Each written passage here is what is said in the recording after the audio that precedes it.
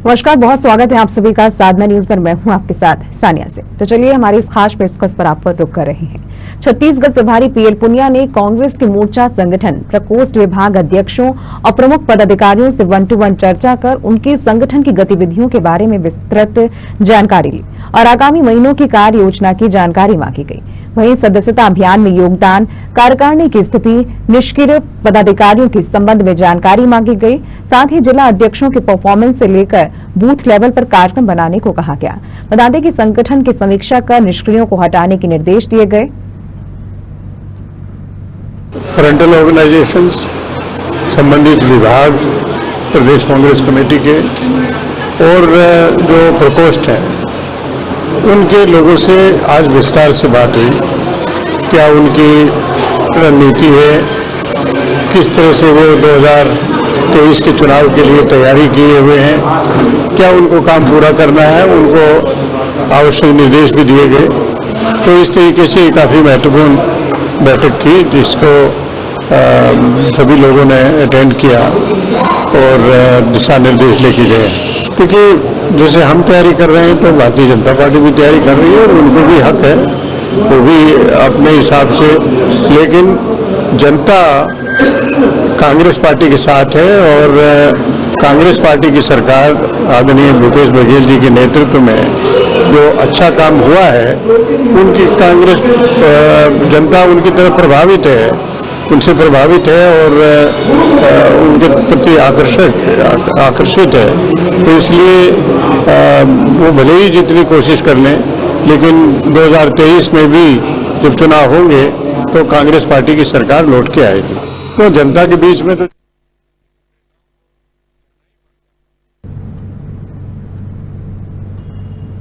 इस पर जुड़े और भी ज्यादा जानकारियों के लिए आप सीधे लिए चलेंगे रायपुर, जहां पर हमारी संवाददाता खुशबू ठाकरे हमारे साथ जुड़ी हुई हैं। खुशबू, कांग्रेस की प्रदेश समन्वय समिति की बैठक शुरू हो चुकी है, जहां पर सीएम भूपेश बघेल भी हैं, प्रभारी पीएल पुनिया भी वहां पर मौजूद नजर आ रहे हैं। इसके साथ ही प्रदेश अध्यक्ष मोहन मरकाम और तमाम दिग्गज वहां पर मौजूद हैं। खुशबू, चूंकि अभी विधानसभा चुनाव छत्तीसगढ़ के नजदीक आ रहे हैं, ऐसे में बैठकों का दौर काफी अहम हो जाता है। तो बैठकों में अभी किस प्रकार की रणनीतियां बन सकती हैं? जी खुशबू। जी, अगर बात करें तो आज पीएल पुनिया ने जो है कांग्रेस प्रकोष्ठ समिति की बैठक ली। साथ ही किसान मोर्चा समिति के समस्त अध्यक्षों से उन्होंने मुलाकात की। तमाम विषय पर उन्होंने चर्चा की। आगामी 2023 के चुनाव को लेकर जिस तरह से बैठकों का दौर यहाँ पर चलता दिखाई दे रहा है और कुछ ही दिनों बाद जो है 4 मई से जो है मुख्यमंत्री भूपेश बघेल भी सभी 90 विधानसभा का दौरा करने वाले हैं, उसको लेकर भी यहाँ पर चर्चा की गई। जिस तरह से भाजपा जो है जिस तरह से अपनी समितियों का संगठन कर रही है, उसी तरह जो है कांग्रेस भी यहाँ पर जो है अपनी समिति और संगठन को मजबूत करने का यहाँ प्रयास करते नजर आ रही है। यहाँ पर महिला प्रकोष्ठ की भी सदस्यताओं से बात की गई। महंगाई को लेकर, विषय को लेकर जो है उन्हें जो है आंदोलन करने की यहाँ पर बात की गई है और लगातार जो है बैठक में तमाम विषयों पर चर्चा की गई। आगे की जो आगामी चुनाव है 2023-24 के जो चुनाव है उसको लेकर यहाँ पर जो है चर्चा की गई है और सभी विभाग के जितने भी प्रकोष्ठ अध्यक्ष उनसे जो है 1-to-1 यहाँ पर डोर टू बात करते नजर आए हैं पीएल पुनिया और आगे की रणनीति यहाँ पर बनाई गई है 2023 के चुनाव के लिए। जी खुशबू, बात करें आने वाले विधानसभा चुनाव हो या फिर खैरागढ़ में जीत मिली हो, ऐसे में जो पीएल पुनिया है वो पार्टी में एक जोश लाना चाहते हैं, पार्टी में और भी मजबूती प्रदान करना चाहते हैं। क्योंकि आपने भी कहा कि बीजेपी और कांग्रेस दोनों अपने संगठन मजबूत कर रही है, तो किस प्रकार के विशेष दिशा निर्देश इस बैठक में दिए जा सकते हैं? जी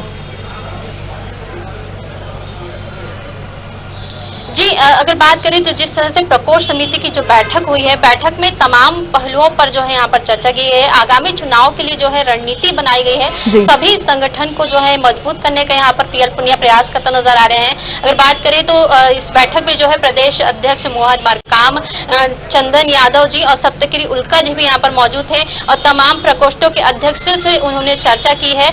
अभी कार्य समिति की जो है समन्वय समिति की जो बैठक चल रही है, मुख्यमंत्री भूपेश बघेल तमाम वरिष्ठ नेता यहाँ पर मौजूद हुए हैं। पीएल पुनिया भी वहाँ पर उपस्थित हो। अभी जो है समन्वय समिति की बैठक चल रही है, इस पे भी जो है आगामी चुनाव को लेकर मंथन किया जा रहा है और जिस तरह से मुख्यमंत्री भूपेश बघेल जो है 90 विधायक जो है उनको लेकर जो है यहाँ पर 90 विधानसभा में जो अभी उनका बैठक मतलब वो अभी भ्रमण करने वाले सभी आम जनता से वो मुलाकात करेंगे, उस पर भी शायद मंथन यहाँ पर किया जा सकता है। जी खुशबू, चूंकि आपने जिक्र किया कि यहाँ प्रकोष्ठ विभाग के अध्यक्षों से 1-to-1 चर्चा यहाँ पर अभी लगातार जारी है, ऐसे में पीएल पुनिया जो कांग्रेस नेताओं की तरफ से जो शिकायतें आती हैं, क्या उनका निराकरण करने की भी कोशिश की जाएगी? जी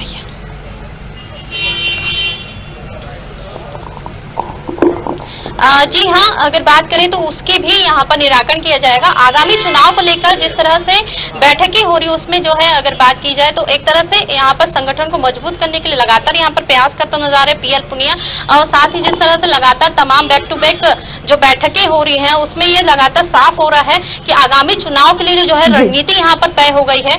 और जिस तरह से देखा जा रहा है कि जो चुनाव का एक संगठन मजबूत करने के लिए यहाँ पर कांग्रेस पार्टी जो जुटती नजर आ रही है, जितने भी प्रकोष्ठ है उनसे पहले भी बात हो चुकी है। सप्तगिरी उल्का जी भी यहाँ पर आए हुए हैं, उनका भी दौरा है, पीएल पुनिया भी यहाँ पर दौरे पे और चंदन यादव जी भी यहाँ पर मौजूद है। उनके बीच में जो है बैठक हो रही है। अभी मुख्यमंत्री भी जो है समन्वय समिति की बैठक यहाँ चल रही है और आगे की रणनीति यहाँ पर तय की जा रही है और 2023 और 24 के चुनाव का यहाँ पर बड़े स्तर पर मंथन किया जा रहा है। जी खुशबू, चूंकि आपने भी यहाँ पर जिक्र किया खुशबू की तमाम दिग्गज यहाँ पर इस बैठक में मौजूद हैं हमारे साथ यहाँ पर। जी खुशबू, जी खुशबू जी, यहाँ पे हमारे साथ जो है धनंजय ठाकुर जी मौजूद हैं, प्रवक्ता। उनसे जानेंगे कि प्रकोष्ठ की जो बैठक हुई थी उसमें किस तरह की बातें हुई, किस तरह की चर्चाएं हुई। देखिए, प्रदेश कांग्रेस के प्रभारी आदरणीय श्री पीएल पुनिया जी, प्रदेश कांग्रेस के प्रभारी सचिव चंदन यादव जी, सप्तगिरी उल्का जी और प्रदेश मोहन मरकाम जी ने मोर्चा संगठन की भावों की बैठक ली है। उनके अब तक के कामों की समीक्षा की गई है और उनको टास्क दिया गया है कि कैसे जनता के बीच जाना है।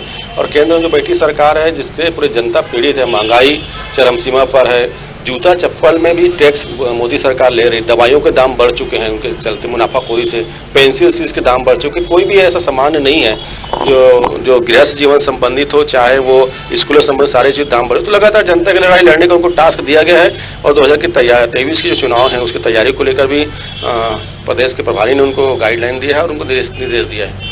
अगर बात की जाए आगामी चुनाव की तो जिस तरह से देखा जा रहा है कि बीजेपी को घेरने का लगातार यहाँ प्रयास किया, केंद्र के विरोध में भी यहाँ पर कांग्रेस उतरती नजर आएगी। आपने कहा कि महंगाई को लेकर जो है एक बड़ा आंदोलन यहाँ पर कांग्रेस सरकार कर सकती है, किस तरह का आंदोलन होगा?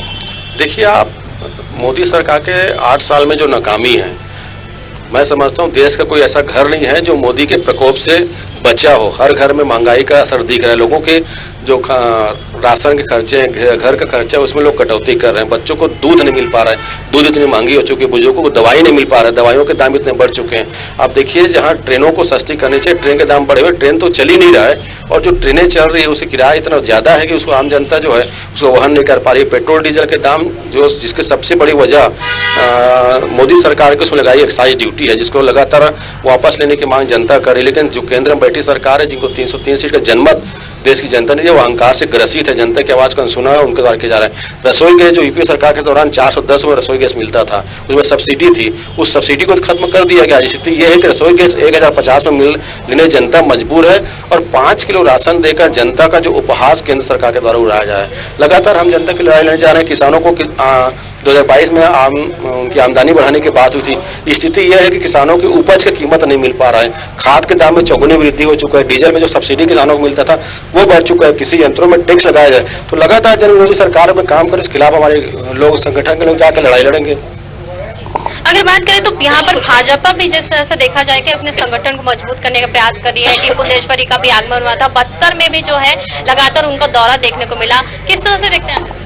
देखिए, छत्तीसगढ़ में भारतीय जनता पार्टी मुद्दाविहीन हो चुकी है और जैसे भारतीय जनता पार्टी का चरित्र है, अभी उनके द्वारा अपने कार्यकर्ताओं को टास्क दिया गया है कि अपना बूथ मजबूत के कार्यक्रम भारतीय जनता पार्टी चला रही है। उसमें टास्क क्या दिया गया अपने कार्यकर्ताओं को कि उस बूथ में कौन हिंदू है, कौन मुसलमान है, कौन सिख है, कौन ईसाई है, कौन बौद्ध के मानने वाले हैं, कौन अन्य धर्म के मानने वाले, उनकी संख्या एकत्रित किया जा रहा है। मतलब समझ लीजिएगा कि भारतीय जनता पार्टी अपनी व्यवस्था की राजनीति को बूथ स्तर पर करना चाहती है। बूथ स्तर में जो सामाजिक समरसता बनी हुई है, जो भाईचारा बना हुआ है, जो उनके बीच मतभेद नहीं है, उसको मतभेद उत्पन्न करके सत्ता हासिल करने के षड्यंत्र भारतीय जनता पार्टी कर रही है। तो भारतीय जनता पार्टी के पास मुद्दा नहीं, भारतीय जनता पार्टी के नेता महंगाई पर चर्चा करने से भाग रहे हैं। भारतीय जनता पार्टी के नेता जो केंद्र में सरकार के नाकामियों के चलते जो बेरोजगारी बढ़ी हुई है, या देश बेरोजगारी के मामले में 45 साल पुरानी स्थिति, इस पर चर्चा करने से भाग रहे हैं। तो भारतीय जनता पार्टी के पास तो मुद्दा है ही नहीं, गुमराह करके धर्म से धर्म को लड़ाकर जात जात को लड़ाई कर रहे हैं। और जनता समझ रही है कि काठ की हांडी बार बार नहीं चलता। और जिस प्रकार से भारतीय जनता पार्टी के नाव का चरित्र लगातार छत्तीसगढ़ विरोधी कृत्यों में लगे हुए हैं। अभी इनके केंद्रीय मंत्री आए थे खैरागढ़ उपचुनाव के दौरान, यहाँ पे जो हमारी सरकार, मुख्यमंत्री माननीय भूपेश बघेल की सरकार जो किसानों को धान कीमत 2500 दे रही, उसको देने का वो एक प्रकार से विरोध करके गए हो। तो भारतीय जनता पार्टी के चरित्र छत्तीसगढ़ की जनता जानती है। लगातार देखने को मिल रहा है कि केंद्रीय मंत्रियों का जो यहाँ पर दौरा चलता जा रहा है। भाजपा के सभी तमाम केंद्रीय मंत्री यहाँ पर आ रहे हैं। रेणुका सिंह भी आई थी, उन्होंने जो है जिस तरह से कहा कि लगातार जो है केंद्र सरकार को टारगेट यहाँ पर किया जा रहा है, उसे आप किस तरह से देखें? मैं तो कहूंगा जो केंद्रीय मंत्री छत्तीसगढ़ आए हैं, ये काम के न काज के 100 मन अनाज की तरह हैं। भाई ये केंद्रीय मंत्री अगर कोई जिला का दौरा करता है, उस जिले की जनता उसे अपेक्षा करती है कि जो मंत्री आ रहे हैं वो कोई केंद्रीय योजनाओं के यहाँ पे शुरुआत करेंगे, या उस जिला के डेवलपमेंट के लिए कोई अलग से फंड जारी करेंगे, या अपने विभाग से संबंधित विषयों को वहाँ पे वो लागू करने का प्रयास करेंगे। लेकिन जितने भी केंद्रीय मंत्री अभी तक आए हैं, गडकरी जी को अगर छोड़ दिया जाए तो सारे के सारे मंत्रियों का आना नीरस रहा है। और एक प्रकार से राजनीतिक हथकंडा के लिए, एक प्रकार से मैं कहूंगा कि राजनीतिक टूरिज्म के लिए छत्तीसगढ़ आए थे। और तो मैं उसे आगे जाकर कहूंगा कि गुजरात मॉडल का बात सुन के मोदी कैबिनेट के मंत्री बोर हो चुके हैं, और वो छत्तीसगढ़ में आकर छत्तीसगढ़ मॉडल को देख रहे हैं, जिसमें किसानों को धान कीमत 2500 रुपये मिल रहा है, जिसमें गौ माता की सेवा हो रही है, जिसमें श्रमिकों के लिए 7,000 रुपये सालाना की योजना है, जहां 50 लाख उपभोक्ताओं को बिजली बिल की सुविधाएं मिल रही है, जहां 65 अनुपज के समर्थन मूल्य में खरीदी हो रही है, जहां पर तेंदुपत्ता का मानक दर बढ़ाकर आदिवासी वर्ग को आर्थिक संबलता प्रदान की जा रही है, जहां युवाओं को रोजगार दिया जाए। तो मोदी कैबिनेट के जो मंत्री है गुजरात मॉडल से बोर हो चुके हैं, अब छत्तीसगढ़ मॉडल को आकर देखे हैं, और पूरी तरीके से उनके प्रकार से जो यात्रा था वो राजनीतिक टूरिज्म था। और मैंने कहा ना कि काम के न काज के 100 मन अनाज की तरह केंद्रीय मंत्री हैं सभी। जिस तरह से देख रहे हैं जो केंद्र की योजनाएं हैं उन पे बात की जाती है, और यहाँ पर अगर बात करें तो छत्तीसगढ़ की कई योजनाओं को जो है अवार्ड भी मिल रहा है, उसे आप किस तरह से देखते हैं? देखिए, भूपेश बघेल जी की सरकार जो 3.5 साल में जनता के लिए काम की, मैंने कहा ना कि छत्तीसगढ़ मॉडल जिसकी चर्चा देश और विदेश में हो रही, अभी तक किसी ने 2 रुपए किलो में गोबर खरीदकर उस वर्ग को लाभान्वित करने का काम नहीं किया जो गोबर बीनते थे। कभी किसी ने सोचा नहीं होगा, सोच माननीय मुख्यमंत्री भूपेश बघेल सरकार ने था, हम तो गौमूत्र भी खरीदने जा रहे हैं, और उस गोबर के उपयोग देखिए, गोबर से जो हम वर्मी कंपोस्ट खाद बना रहे हैं, जिससे किसानों को खेती में लागत मूल्य कम हो रहा है। उस गोठान के बारे में सोचिए, जिस छत्तीसगढ़ में 8,000 से अधिक गोठानों का निर्माण हो चुका है, उसके माध्यम से 3 लाख हेक्टेयर जमीन हमारी सरकार ने रिजर्व कर लिया। 15 साल तो छत्तीसगढ़ भारतीय जनता पार्टी रही है, जो गौ सेवा के नाम से लोगों के वोट लेते रही है, गौ सेवा के नाम से चंदा लेते रही। यही भारतीय जनता पार्टी के सरकार के दौरान तो यहाँ पे गौ हत्या जो घटनाएं हुई, भाजपा नेताओं के जो शगुन गौशाला थी उसमें गौ माता के हाड़ और मांस को बेचने के लिए उनको पानी में डुबोकर उनकी निर्मम हत्या किया गया था।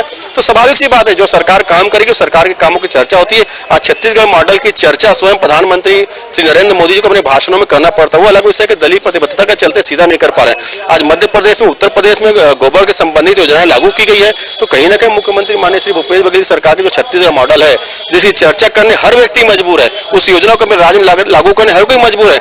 मध्य प्रदेश के किसान पूछ रहे थे शिवराज सिंह चौहान जी से कि जब छत्तीसगढ़ सरकार धान के 2500 रुपए दे रही है तो आप क्यों नहीं दे सकते? उत्तर प्रदेश में चर्चा होती है। स्वाभाविक सी बात है, छत्तीसगढ़ मॉडल एक बड़ा हुआ, केंद्रीय मंत्री जो आते हैं यहाँ पे झूठ बोलते रहते हैं। अगर बात की जाए तो खैरागढ़ जो उपचुनाव हो उसमें जो जीत हासिल हुई है, कहीं ना कहीं छत्तीसगढ़ में आपकी एक जीत की जो लकीर खींच गई है कि अब जो छत्तीसगढ़ कांग्रेस ही जीतेगी। निश्चित तौर पर मैंने कहा ना कि जनता समझदार है, जनता काम करने वाली सरकार को, जनता से जो वादा पूरा करती उस सरकार को चुनना पसंद करती है। 15 साल तक छत्तीसगढ़ रमन सिंह की सरकार रही है।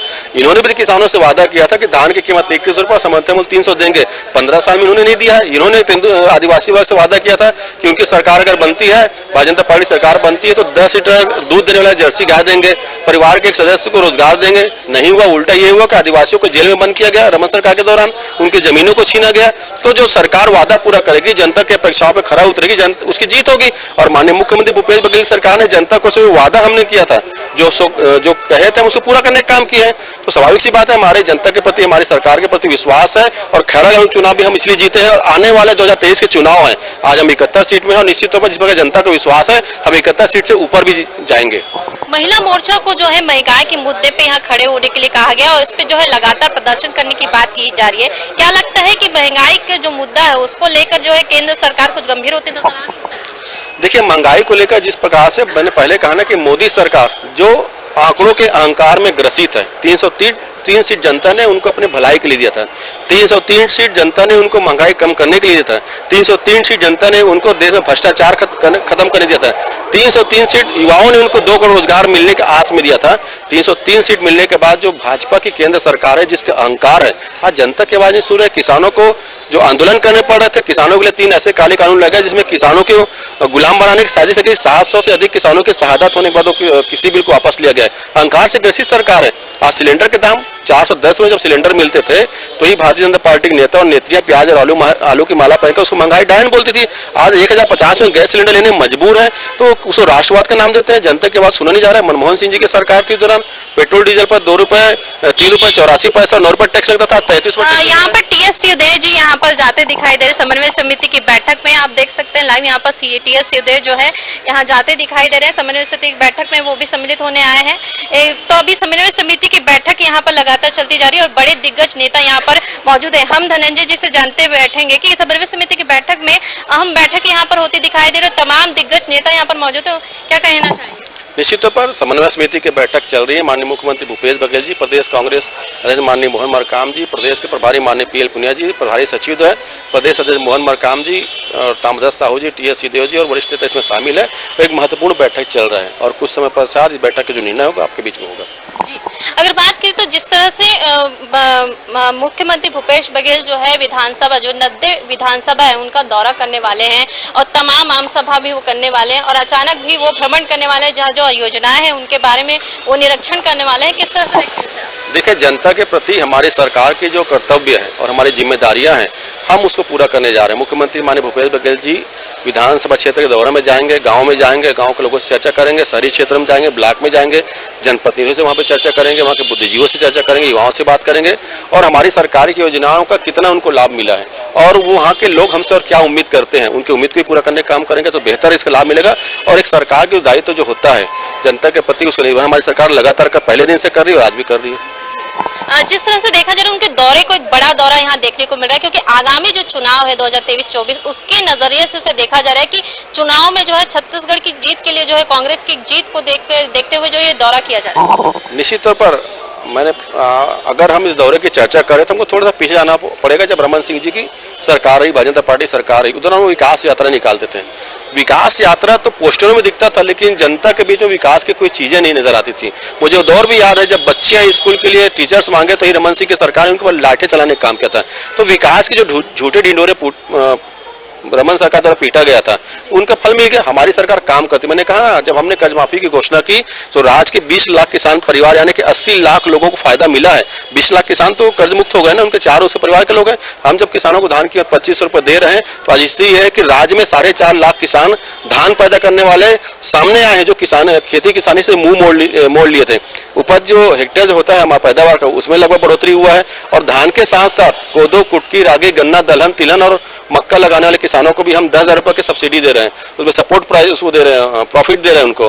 तो स्वाभाविक सी बात है, सरकार लगातार काम कर रही है। युवाओं की अगर मैं बात करता हूं तो 14,580 पदों पर सीधे शिक्षकों की भर्ती हमारी सरकार के द्वारा किया गया है। जो शिक्षा कर्मियों को सिविलियन में जो अड़चने बाधा थी उसको दूर करने का हमारी सरकार ने किया है। अनुकंपा नियुक्ति में जो बैरियर रमन सरकार के द्वारा लगाया गया था 10% का, उसको हटाया गया है। इसी तरह देखेंगे जो कोरोना काल में बहुत सारे शासकीय कर्मचारियों की दुखद निधन हो गया, तो हमने जब बैरियर हटाया तो उनके परिवार के लोगों को तत्काल अनुकंपा नियुक्ति मिला है। शासकीय कर्मचारियों को बहुत लंबी मांग थी कि उनको पुरानी पेंशन की बहाली होनी चाहिए। भूपेश बघेल सरकार ने बहाली किया है। तो हर वर्ग की चिंता, हर वर्ग के हित, हर वर्ग की भविष्य चिंता हमारी सरकार करती है और इसीलिए हम जनता के बीच जाके और उनसे क्या हमसे उम्मीद है हम पता कर रहे हैं। मतलब आगामी चुनाव की रणनीति अभी से तय हो गई है और संगठन को मजबूत करने के लिए जो है लगातार कांग्रेस प्रयास करते नजर आ रही है। निश्चित तौर पर हर संगठन का दायित्व होता है कि चुनाव को लेकर तैयारी करे और लगातार, मैंने कहा ना कि जो जनता के लिए काम करेगा, जनता के बीच में रहेगा, जनता के लिए जो सरकार बनेगी और जो वादा होगा उस पूरे जनता से चुनेगी। आज छत्तीसगढ़ भारतीय जनता पार्टी के हालात ये है कि भाजपा के कार्यकर्ता ही भाजपा के नेताओं को पसंद नहीं कर रहे हैं, उसके पास झंडा बैनर लगाने वाले कार्यकर्ता नहीं है। हमारी कांग्रेस से सरकार के चलते भाजपा से जुड़े लोग भी खुश हैं, क्योंकि ये किसानों का प्रदेश मैंने कहा ना, और किसान 15 साल तक दुखी थे, आत्महत्या कर लेते थे। किसानों के जलाशय को रमन सिंह की सरकार ने बेचने का काम किया था, किसानों को बिजलियां नहीं मिलती थी। आज हमारी सरकार ने 5,80,000 किसानों को सीधा स्थायी पंप कनेक्शन दिया है। हम जब नरवा गरवा भारी योजना की शुरुआत की है तो गांव गांव में हरियाली आई है। छत्तीसगढ़ में जो वन क्षेत्र है उसमें वृद्धि हुआ है, बाकी क्षेत्रों में अगर आप जाकर देखते हैं वन क्षेत्र कम हुआ है। कुपोषण की अगर मैं बात कर लूं तो जब हम 2018 में सरकार में आए तो राज्य में 37.7% बच्चे कुपोषण के शिकार थे, 42% से अधिक महिलाएं एनीमिया से पीड़ित रही है। हमारी सरकार ने जब 2 अक्टूबर गांधी जी की जयंती दिन योजना शुरू की, मुख्यमंत्री सुपोषण अभियान, आज ये है कि आज देश में जहां कुपोषण की दरें बढ़ी है, छत्तीसगढ़ में कुपोषण के मामले में लगभग 20% की कमियां आई है और एनीमिया के इसमें कमी आई है। बस्तर में जब हमने बस्तर में मलेरिया मुक्त बस्तर अभियान चलाया तो एक दौर ऐसा था कि उल्टी खांसी होने पर भी वहां मौत हो जाती थी। हमने उन बीमारियों को दूर करने का काम किया। मुख्यमंत्री सुपोषण अभियान और मुख्यमंत्री हार्ट क्लिनिक के माध्यम से 15 लाख से अधिक लोगों को इलाज किया गया, 40,000 से अधिक उसमें हार्ट क्लिनिक लगाए गए। तो लगातार हमारी सरकार काम कर रही है और बेहतरी के लिए काम कर रही है। जिस तरह से मीडिया प्रकोष्ठ की बैठक हुई थी, उसके पहले जो है सप्तगिरी उल्का जी भी आए, उन्होंने भी बैठक ली और जो है महिला नेत्री भी बहुत सारी आई और उन्होंने भी महिलाओं से चर्चा की। क्या लगता है कि जो प्रभाव जो जितनी बैठकें हो रही है उसका देखने को मिलेगा? निश्चित तौर पर मैंने कहा ना कि आज जो बैठक हुई सभी विभाग के लोग थे, उसमें विधि प्रकोष्ठ के लोग भी थे, उसमें संचार विभाग से भी शामिल लोग थे जो मीडिया में जाके सरकार का पक्ष रखते हैं, संगठन का पक्ष रखते हैं, भारतीय जनता पार्टी का झूठ का पोल खोलते हैं। महिलाओं की भी डिपार्टमेंट के लोग थे, यहाँ पे युवा भी थे, यहाँ पे एनएसवाई के भी लोग थे, तो सभी विभाग के लोग थे और सभी को टास्क दिया गया और सभी लोग अपनी जिम्मेदारियों का बेहतर निर्वहन करते हैं। अभी तो 15 साल की कुशासन की जो रमन सिंह की सरकार थी उसको फेंकने में हम कामयाब हुए थे और आज भी मोदी सरकार की जो जन विरोधी नीतियां हैं, जैसे मैंने महंगाई को लेकर आज जनता पीड़ित है। पेट्रोल डीजल के दाम की बात करूं, मैं रसोई गैस की बात करूं, जिस प्रकार सरकारी कंपनियों का निजीकरण किया जा रहा है, किसानों को गुलाम बनाने की साजिश की जा रही है, वहां का रोजगार नहीं है, इन सारे विषयों की अगर कोई लड़ाई देश में मतलब ना प्रदेश से नहीं देश में कोई लड़े तो कांग्रेस के नेता और कार्यकर्ता लड़ रहे हैं और लगातार हम लड़ते रहेंगे चीजों को। तो आपने देखा कि यहाँ पर जो है मीडिया प्रकोष्ठ की जो बैठक हुई थी उसमें तमाम मुद्दों पर चर्चा की गई। सबसे ज्यादा मुद्दा जो है महंगाई का यहाँ पर उठाया गया और जिस तरह से संगठन को मजबूत करने के लिए कांग्रेस निरंतर प्रयास कर रही है वो भी दिखाई दे। अभी समन्वय समिति की बैठक यहाँ पर शुरू हुई है और लगातार जो है दिग्गज नेता यहाँ पर शामिल हुए हैं। अभी भी बैठक चल रही है। बैठक के बाद जो है पता चलेगा कि बैठक में क्या मंथन किया गया है और लगातार 2023 और 24 का जो चुनाव है उसको लेकर है कांग्रेस जो है संगठन अपना मजबूत बनाने का यहाँ प्रयास कर रही है और एक तरह से यहाँ पर जो है 2023 के लिए अभी से मंथन यहाँ पर शुरू हो गया है। जी खुशबू, आपका बहुत बहुत शुक्रिया। आपने कांग्रेस की प्रदेश समन्वय समिति की बैठक को लेकर तमाम अपडेट से हमें अवगत कराया। खुशबू, आपका बहुत बहुत शुक्रिया तमाम जानकारियों के साथ हमारे साथ जुड़ने के लिए।